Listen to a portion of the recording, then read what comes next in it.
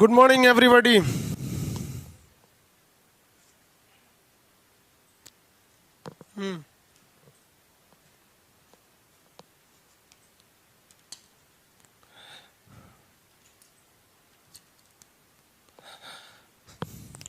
Live आ गए लोग, सब लोग। देखिए, आज थोड़ा सा लेट इसलिए हो गया कि हमारे यहाँ बारिश बहुत ज़्यादा ज़ोर से हुआ था, तो वाईफाई का कनेक्शन वगैरह सब उखड़ गया। वहाँ पे रात भर बारिश हुई है हमारे यहाँ, बिना मौसम के बारिश आजकल हो जा रहा है। इस वजह से ये क्लास लेट हो गया, बाकी सब चीज़ शेड्यूल पे रहेगा। समझ में आया नहीं आ गया आप लोग को?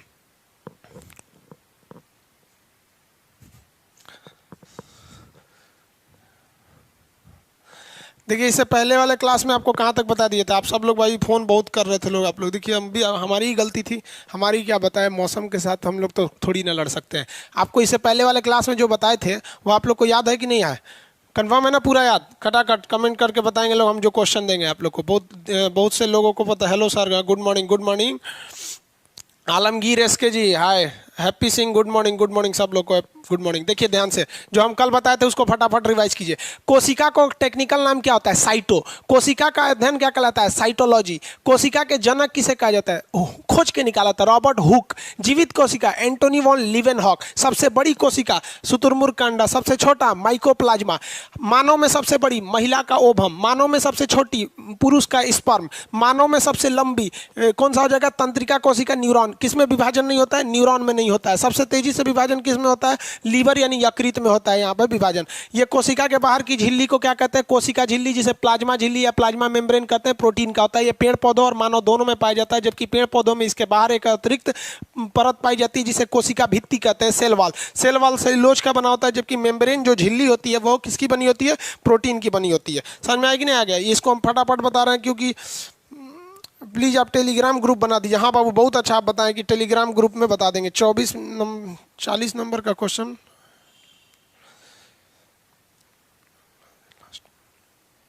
अच्छा चलिए वो ठीक है, सब बता देंगे आपको। हाँ, अब आगे थोड़ा स्टार्ट करते हैं। जहाँ कल तक तो बता दिए थे उसको छोड़ के। देखिए, ये तो प्लाज्मा झिल्ली किसकी बनी रहेगी? प्रोटीन की बनी रहती है। और ये बाहर वाली कोशिका भित्ति किसकी बनी रहती है? सेल्यूलोज की बनी होती है। ये माइटोकॉन्ड्रिया है, पावर हाउस कहते हैं इसको। खोज किसने किया था? अल्टमैन। इसकी आंतरिक दीवारों को क्रिस्टी कहते हैं। इसमें क्रैब साइकिल चलता है। आंतरिक श्वसन का काम यही करता है। गोल्जी बॉडी का काम बता सकते हैं? ऊर्जा का परिवहन करता है। कैमिलो गोल्जी किए थे। वैक्यूल्स क्या करता है भाई साहब? जल अवशोषण का काम करता है। फटाफट आ जाइएगा भाई, थोड़ा सा लेट हो गया इस बार। वाईफाई का कनेक्शन बारिश की वजह से टूट गया था, बिना वाईफाई का जा नहीं सकता है। सेंट्रोसोम क्या करता है? कोशिका का विभाजन करता है। एक चीज इसमें याद रखेंगे, सेंट्रोसोम जो होता है ना, सेंट्रोसोम, तो ये कोशिका का विभाजन करता है। ज्यादा तेज कर देगा तो कैंसर हो जाएगा, धीमा करेगा तो विभाजन ही नहीं होगा। ये ब्रेन में तो करता ही नहीं है, ये सेंट्रोसोम नहीं होता है। जबकि न्यूरॉन गिलियल सेल में होता है। लीवर में सबसे तेजी से विभाजन करता है। ये वाला एरिया क्या हो गया भाई? ये एंडोप्लाज्मिक रेटिकुलम। आंतरिक कंकाल स्मूथ वाला क्या बनाता है? वसा। और रफ वाला क्या बनाता है? प्रोटीन। ये प्रोटीन क्यों बनाया था? क्योंकि इसमें अंदर राइबोसोम था। यहां तक समझा दिए थे। अब आगे देखते हैं, इससे पहले वाले क्लास को पूरी तरह से समझा दिए थे।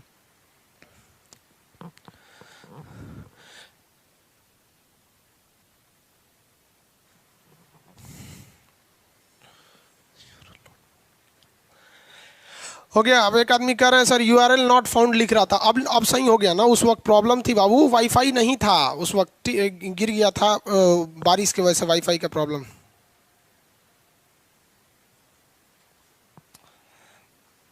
चलिए अब आगे समझिए ध्यान से। राइबोसोम क्या करता है? यहां से आप कंटिन्यू, अब देखिए, आप कमेंट छोड़िए, अब फटाफट यहां ध्यान दीजिए। राइबोसोम हम आपको बताए थे कि राइबोसोम स्वतंत्र रूप से नहीं पाए जाएंगे। इस राइबोसोम मुख्य रूप से कहां पाए जाते हैं? तो राइबोसोम मुख्य रूप से एंडोप्लाज्मिक रेटिकुलम के रफ वाले एरिया में पाए जाते हैं। ये रफ एंडोप्लाज्मिक पे छोटे छोटे पाए जाते हैं ये राइबोसोम।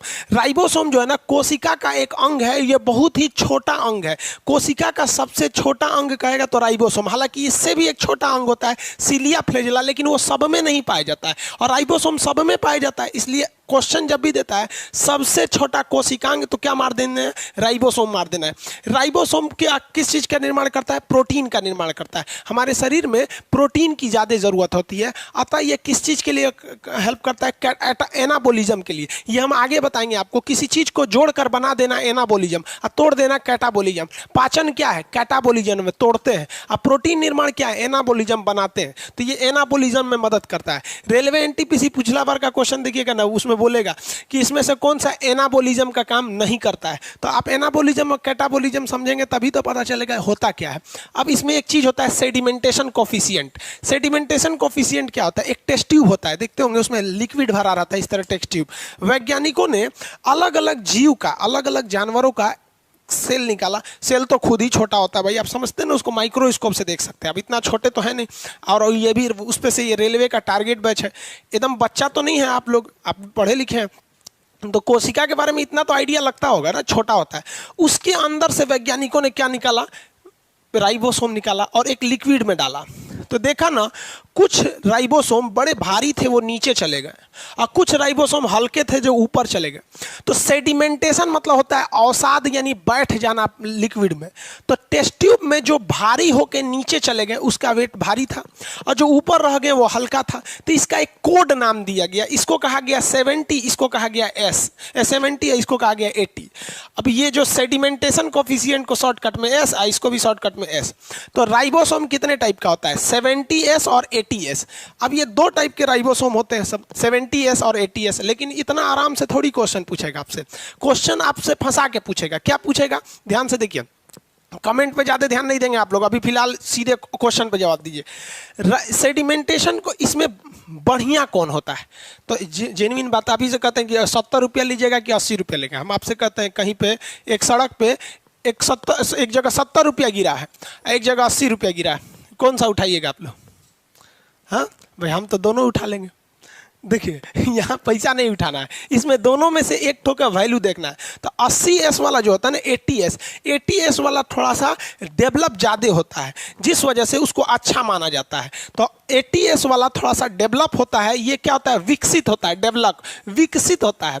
और वो वाला क्या होता है? अविकसित होता है, अविकसित। ये ज़्यादा डेवलप नहीं होता है, अविकसित। समझ में आ गया कि नहीं? अरे भाई, आप मात्रा देख लीजिएगा, हम मात्रा गलती लिख देते हैं, समझाए कि मात्रा पे ध्यान दें।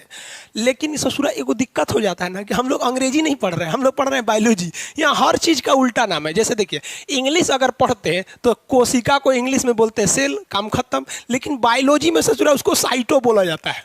तो हम लोग को समस्या ये है ना कि हम लोग को हिंदी भी जानना है, उसका अंग्रेजी भी जानना है, और उसके बाद बायोलॉजिकल नाम भी जानना है। तो हम लोग तो इंग्लिश आराम से कह सकते हैं, विकसित को कहते हैं डेवलप, तो इसे क्या कह सकते हैं? डेवलप। और उसको अनडेवलप कह सकते थे, कह सकते थे कि नहीं? लेकिन ये इंग्लिश थोड़ी पढ़ रहे हैं, यहाँ तो सचुरा हम लोग पढ़ रहे हैं लोग क्या चीज? बायोलॉजी। बायोलॉजी में इसका अलग नाम हो जाता है। इसको डेवलप को हम लोग कहते हैं यूकैरियोटिक। इसे क्या कहते हैं? यूकैरियोटिक। आगे बताएंगे यूकैरियोटिक क्या होता है। और जो नॉन डेवलप है ना, उन्हें कहते हैं प्रोकैरियोटिक। प्रोकैरियोटिक। तो अब बताइए, प्रोकैरियोटिक किसे कहते हैं? जो डेवलप नहीं है। अब इसका एक सिंपल सा आप ध्यान से समझिए, एग्जाम में कैसे मारेंगे। 4 ऑप्शन दे देगा, मुर्गा, भेड़, बकरी, मानव, लड़की। इसमें कौन सा विकसित नहीं है? बगलो ऑप्शन डी मारेगा सब, लड़की विकसित नहीं है। अजब हाल है, काहे नहीं विकसित है वो? देखो भाई, लड़की लोग बुरा नहीं मानिएगा, हम तो खुद आप लोग के फेवर में बोले हैं कि लड़की सब भी विकसित रहती है सब। ध्यान से देखिए, जो चीज आपको अपनी आंखों से नहीं दिखाई दे वो डेवलप नहीं होती है। यानी बायोलॉजिकल, उसका एक टर्म समझिएगा। जो आपकी आंख से दिखाई नहीं देता है, नंगी आंखों से जिसे नहीं देख सकते हैं, बहुत छोटा होता है, उसे हम लोग कहते हैं प्रोकैरियोटिक। समझ में आ गया? और जो दिख जाता है वो यूकैरियोटिक। एक बताइए, कोनो बकलोल से पेड़ नहीं दिखता है, गाछ का अमरूद का पेड़ नहीं दिखेगा, तो अमरूद का पेड़ क्या हो जाएगा? यूकैरियोटिक। दिख जाएगा। हम आपको दिख रहे हैं कि नहीं? You you you you you, shortcut में याद रखिएगा, सब लोग दिखाई देते हैं। यू यू यू यू, तो यू से यूकैरियोटिक। जितनी विकसित चीज है यूकैरियोटिक, और जो नहीं दिखेगा प्रोकैरियोटिक। क्लास में पढ़ा रहे थे ना, तो क्लास में तो भयानक भीड़ रहता है। तो एक लड़का कह रहा है कि सर, पिछवा वाला लड़का हमको नहीं दिखाई दे रहा है, और आप बोले हैं जो नहीं दिखता है वो प्रोकैरियोटिक है। बकलोल कहीं का, जो नहीं दिख रहा है उसको प्रोकैरियोटिक थोड़े मार देंगे भाई, जो छोटा है उसको मारेंगे। अब आपसे पूछते हैं, अमीबा क्या है? सीधी से भैया प्रोकैरियोटिक है। छोटका छोटका वायरस ये सब क्या होते हैं? सब प्रोकैरियोटिक। जितना छोट है सब ना, सब क्या है? सब प्रोकैरियोटिक है सर। और जितना बड़ खटमल, अरे भाई खटमल भी दिख जाता है, मच्छर, चींटी, ये सब चीजें जो माइक्रोस्कोप से देखना पड़ जाए वो क्या हो जाते हैं, सब प्रोकैरियोटिक। अब एक बात बताइए, माइक्रोस्कोप से देखना पड़ रहा है यानी उस ससुरा का शरीर इतना छोटा है कि दिख नहीं रहा है, और उसमें आपको हेते चक्का आप डाल देंगे राइबोसोम। हेते चक्का मतलब समझते हैं in Bihari language, if something very large unusual large then it is known as हेते चक्का इन बिहारी लैंग्वेज। समझ में आ गया? तो इतना बड़ा हो जाने पे अब खुद सोचिए ना कि आप स्कूटर में ट्रक का इंजन नहीं ना डाल देंगे, और स्कूटर से बड़ा उसका ट्रक का इंजन हो जाएगा। इसीलिए ऊपर वाला बहुत होशियार था, जितने भी प्रोकैरियोटिक जीव थे अविकसित थे उनमें कौन सा डाला 70, और जो हम लोग हैं उनमें क्या डाला 80। एस का मतलब क्या होता है, बैठने का गुणांक, सेडिमेंटेशन कोफिशिएंट कौन ज्यादा बैठेगा, तो जो 80S वाला बैठेगा। राइबोसोम कितने प्रकार का, 2। प्रोटीन फैक्ट्री किसे कहते हैं, राइबोसोम को। राइबोसोम कहां पाया जाता है, इंडोप्लाज्मिक रेटिकुलम के रफ साइड वाले में पाया जाता है। प्रोटीन का निर्माण करना है, किसी चीज को बनाना, कैटाबोलिज्म नहीं, कैटाबोलिज्म मतलब काटाकुटी, काटाकुटी से बनेगा कैटाबोलिज्म, एनाबोलिज्म से बनाना, तो ये एनाबोलिज्म का काम करता है। जो जीव हमें नहीं दिखाई देते हैं नंगी आंखों से, ऐसे जीवों को हम प्रोकैरियोटिक के नाम से जानते हैं। समझ में आ रहा है कि नहीं आ रहा है? और जो हम लोग दिखाई दे देते हैं ये लोग क्या हैं, लोग यूकैरियोटिक, शॉर्टकट में यू यू यू, सब क्या है, सब यूकैरियोटिक। आप सब लोग क्या हैं, यूकैरियोटिक। किसी को कोई दिक्कत नहीं, खटमल अरे दिखता है भाई यूकैरियो, अमीबा, पैरामीशियम, युगलीना, ये जब छोटका छोटका है सर, नील हरी वाली सब यूकैरियोटिक, प्रोकैरियोटिक में मार देंगे। तो ये राइबोसोम समझ में आ गया आप लोग को। आगे समझते हैं हम लोग न्यूक्लियस के बारे में। न्यूक्लियस को हिंदी में क्या कहते हैं, केंद्रक कहते हैं। न्यूक्लियस को हिंदी में केंद्रक। अब पूरी सेल में, पूरा जो सेल है ना, इसके बीच में कोई ना कोई एक तो आदमी चाहिए जो कंट्रोल करके रखे, सबको कंट्रोल। यहाँ पे माइटोकॉन्ड्रिया है, यहाँ पे क्या है, दुनिया भर के चीज़ होते हैं सब यहाँ पे। मान लीजिए यहाँ राइबोसोम है, यहाँ एंडोप्लाज्मिक रेटिकुलम है, यहाँ पर आपका सेंट्रोसोम है, यहाँ पे आप कुछ और ले लीजिए गोल्जी बॉडी है। इस सबको कंट्रोल करने के लिए एक आदमी की जरूरत होती है। इस कंट्रोलर को हम क्या कहते हैं, controller of cell is known as nucleus. Question कहेगा रेलवे ग्रुप डी का, सुनिए, कोशिका का ब्रेन, बुद्धि किसे कहते हैं, न्यूक्लियस को कहते हैं। यही बताता है रे माइटोकॉन्ड्रिया तोरा ऊर्जा बनाना है, नहीं तो छोड़ देगा तो बकलोला प्रोटीन बनाने लगेगा। इसको कहता है राइबोसोम, प्रोटीन बनाओ, तुमको कुछ नहीं करता है। इधर सेंट्रोसोम को कहेगा दे बकलोला कोशिका विभाजन कर। अब इसका काम है कोशिका विभाजन करना, यानी दूसरे के निर्माण करना, लेकिन बताएगा कौन, बताता है न्यूक्लियस। ब्रेन ऑफ न्यूक्लियस या कंट्रोलर ऑफ न्यूक्लियस या controller of cell nucleus. Power house mitochondria, protein factory ribosome, brain nucleus. Nucleus की खोज किसने किया था, रॉबर्ट ब्राउन। न्यूक्लियस की खोज किसने किया था, रॉबर्ट ब्राउन। अब इसको याद कैसे रखेंगे, भुला जाता है ससुरा। रॉबर्ट हुक की रॉबर्ट ब्राउन। देखिए हुक मतलब होता है नोकने, खोदने वाला कोनो चीज। तो कोशिका को खोदिए के ना निकालिएगा, तो खोद के निकालने वाला यानी खोज करता, तो रॉबर्ट हुक। कैसे कोशिका का खोज कैसे करिएगा, खोद के निकालिएगा, हुक से हो गया। अब ब्राउन कैसे याद रखिएगा, देखिए न्यूक्लियस का मतलब होता है केंद्र। आम खाएं, आम, आम में गुठली होता है, अठुली जिसको बोलते हैं, आम में गुठली या अठुली होता है। गुठलिया को खोलिएगा ना तो ब्राउन कलर का रहता है। तो गुठली भी आम का केंद्रक ही तो है। न्यूक्लियस ऑफ मैंगो इन्होंने फोड़ के ओके अंदर से रगड़ के उसमें नीम का पत्ती डाल के पिपीड़ी बजाता था, गुठलिया का, अठुली जिसको बोलते हैं लोग। तो गुठली किस रंग का होता है, ब्राउन कलर का होता है। अरे लीची का गुठली किस कलर का, ब्राउन। 90% चीजों की जो गुठली होती है वो ब्राउन ही होते हैं, सब हल्का ब्राउन। तो गुठली, गुठली बने न्यूक्लियस किस कलर का, ब्राउन। तो गुठली की खोज रॉबर्ट ब्राउन। ये बहुत फंसा देता है आपको। इस केंद्रक के अंदर क्या पाया जाता है, तो इस न्यूक्लियस जो होता है ना, देखिए ये तो पूरा कोशिका हो गया। इस कोशिका में ये ब्लू वाला भाग है न्यूक्लियस, तो ये ब्लू वाला भाग न्यूक्लियस है। और न्यूक्लियस के अंदर भी एक छोटा सा होता है, उसको न्यूक्लियोस कहते हैं, न्यूक्लियोलस। तो ये उतना याद नहीं रहे, केंद्रिका बोलते हैं इसे, उतना जरूरी नहीं है। तो ये न्यूक्लियस है। अब इस न्यूक्लियस में अगर आप ध्यान से देखेंगे तो इसमें गुजुर गुजुर गुजुर गुजुर कुछ घूम रहा है, इसमें कुछ घूमता ही है। इसी को कहते हैं हम लोग डीएनए या क्रोमोसोम। ये आगे पढ़ना है आपको इसी चैप्टर में, तो क्रोमोसोम। अब एक बात पूछिए कि इसमें एक चीज पूछ देता है, क्या पाया जाता है, किस चीज का बना होता है, तो 80% प्रोटीन पाया जाता है। देखिए हमारे शरीर में जब भी पूछेगा कि क्या चीज पाए जाते हैं, तो दो ही चीज उसमें ध्यान दीजिएगा, प्रोटीन ज्यादा होता है और जल ज्यादा होता है। तो इसके अंदर न्यूक्लियस के अंदर किस चीज की मात्रा होती है, प्रोटीन 20% और डीएनए प्रोटीन 80% और डीएनए 20% पाया जाता है न्यूक्लियस के अंदर। बताइए शरीर का कंट्रोलर किसे कहते हैं, कोशिका का कंट्रोलर किसे कहेंगे, कंट्रोलर,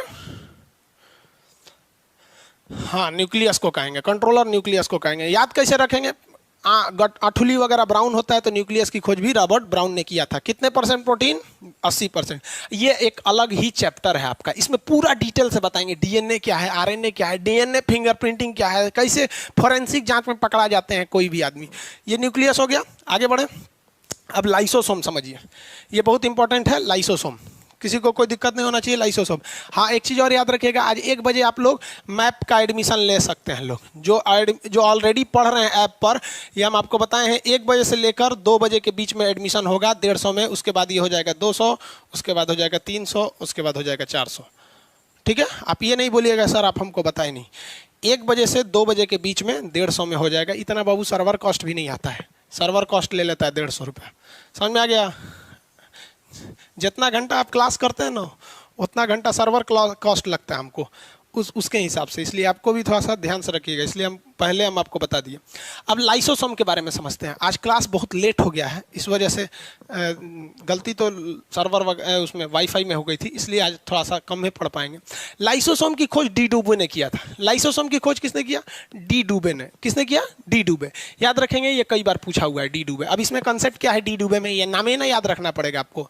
लाइसोसोम करता क्या है? तो लाइसोसोम एक थैली के समान संरचना होती है, इसी लाई का ब्लाइडर जिसे बोलते हैं, थैली के समान संरचना होती है। ठीक है, आप इसको देखिए ना, ये थैली के समान संरचना है। ये एक तरह का गोला होता है थैली के समान, और इसके अंदर क्या भरा होता है? Hydrolytic enzyme. आपके पीडीएफ में लिखा हुआ है ये हाइड्रोलाइटिक एंजाइम। हाइड्रोलाइटिक एंजाइम देखिए, हमारे पेट में हाइड्रोक्लोरिक एसिड होता है ना, तो उसी तरह कोशिका के अंदर देखिए, ये ध्यान से देखिए, ये कोशिका, ये माइटोकॉन्ड्रिया है, ये मान लीजिए सेंट्रोसोम है, एंडोप्लाज्मिक रेटिकुलम है, इसी के बगल में रहेगा राइबोसोम, यहाँ रहेगा न्यूक्लियस, यहाँ रहेगा गोल्जी बॉडी। अब ये इसमें बीच में है लाइसोसोम, इसको दूसरे कलर से कर देते हैं, ये है लाइसोसोम। ऐसे साइड में मान लीजिए लाइसोसोम। ये लाइसोसोम में क्या भरा हुआ है? देखिए, ये क्या है? ये हाइड्रोलाइटिक एंजाइम है। ये एंजाइम क्या करता है? पाचन का काम करता है। तो आप कहेंगे खानवा हम पेट में खाते हैं, इसी तरह कोशिका में पाचन कौन चीज होता है? समझिए पाचन क्या काम करता है। ये बहुत खचरा है लाइसोसोम। लाइसोसोम कहता है कि सब लोग बढ़िया से काम करो, नहीं तो बर्बाद कर देंगे हम। लाइसोसोम ऐसे घूमते रहता है, कहता है माइटोकॉन्ड्रिया चाचा, ए चाचा, समझ में आया? अब चाचा सुन के आप लोग को दूसरा चाचा याद आ रहे होंगे, मिर्जापुर वाला, ध्यान से समझिए। तो ये लाइसोसोम वाला जो चाचा जी हैं, ये माइटोकॉन्ड्रिया से, तो कहता है चाचा आप ऊर्जा बनाइए, नहीं तो बर्बाद कर देंगे। इनसे कहता है गाल्जी बॉडी उधर ले जाइए, और न्यूक्लियस को कहता है रे तो देर नौटंकी मत कर। राइबोसोम को कहेगा प्रोटीन बनाओ रे, तो सबको मॉनिटर करते रह रहे, जल्दी बनाओ जल्दी बनाओ जल्दी बनाओ, सब खटाखट बनाओ।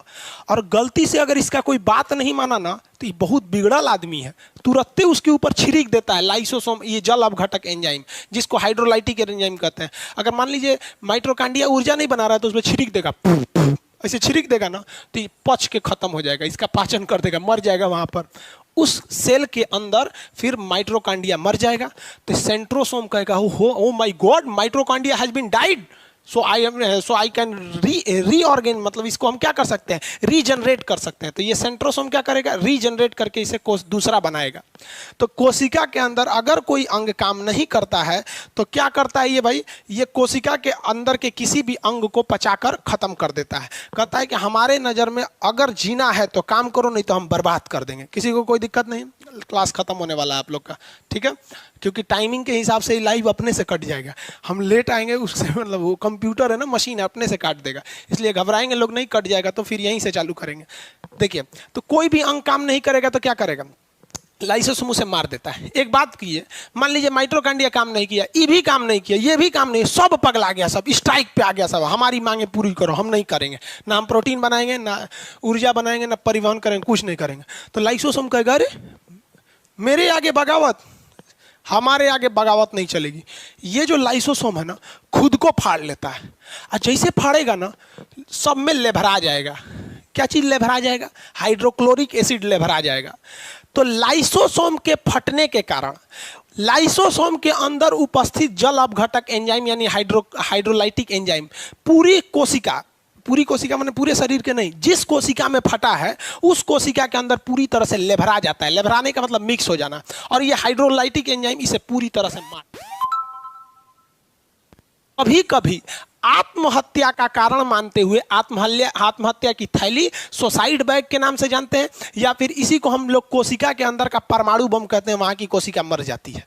अब वहां की कोशिका मर गई तो बगल की कोशिका धीरे धीरे कोशिका विभाजन करके उसका जगह लेगी, उसे बनाएगी। तो कोशिका की आत्महत्या की थैली किसे कहते हैं?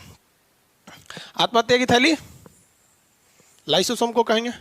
किसी को कोई दिक्कत नहीं है। आत्महत्या की थैली किसे कहा जाता है? लाइसोसोम को।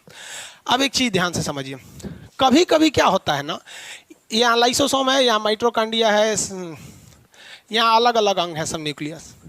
कभी कभी लाइसोसोम में मर जाता है। जैसे कभी दरवाजा में आपका हाथ चपा जाएगा ना तो लाइसोसोम में मर जाएगा, कह जो हम ही मर गए, ये सब भी मर जाएंगे सब। तो इन सब को गलाएगा कौन? कोई नहीं गला पाएगा। तो लाइसोसोम जैसे मर जाता है तो वहां पे वो सफाई नहीं कर पाता, इसलिए वहां काला दाग हो जाता है। किसी को एक बांस उमच के थुथुरे पे मार दीजिएगा ना तो फिर वहां पर वो लाइसोसोम भी मर गया तो फिर वहां काला हो जाता है, तो वो जल्दी ठीक नहीं होता है। तो इसके बगल की कोशिका का लाइसोसोम देखता है तो कहता है ससुरा ये मर गया है सब, तो तनी तनी से फुचुर फुचुर फेंक देता है। तो धीरे धीरे ये 6-7 दिन में आपका काला वहां पर खत्म हो जाता है। समझ में आ गया आप लोग को? किसी को कोई दिक्कत नहीं? अब आप लोग आज के लिए इतना ही रखेंगे क्योंकि अब टाइमिंग हो गया, कट जाएगा अपने से। 1 से 2 के बीच आप एडमिशन ले लेंगे, उसके बाद एडमिशन नहीं होगा, लेट हो जाएगा फिर।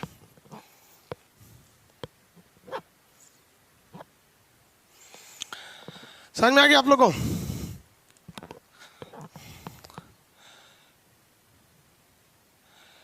पॉलिटी का बैच चलेगा बाबू। वीडियो क्वालिटी का आपको बताया ना, थोड़ा सा टाइम लग जाएगा 1 हफ्ते तक।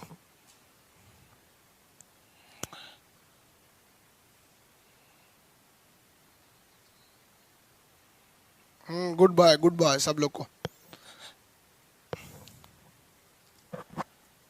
शाम में क्लास अभी फिजिक्स का नहीं होगा, शाम में फिजिक्स का क्लास अब अगले सप्ताह से होगा। आप घबराते क्यों हैं? आपको क्या लगता है दिसंबर में आप पूरा एग्जाम ले लेगा? एग्जाम वहाँ चालू करेगा तो उसको 3 महीना लगेगा चालू लेते लेते, अभी उसको 1 दिन में एग्जाम ले लेगा आपको।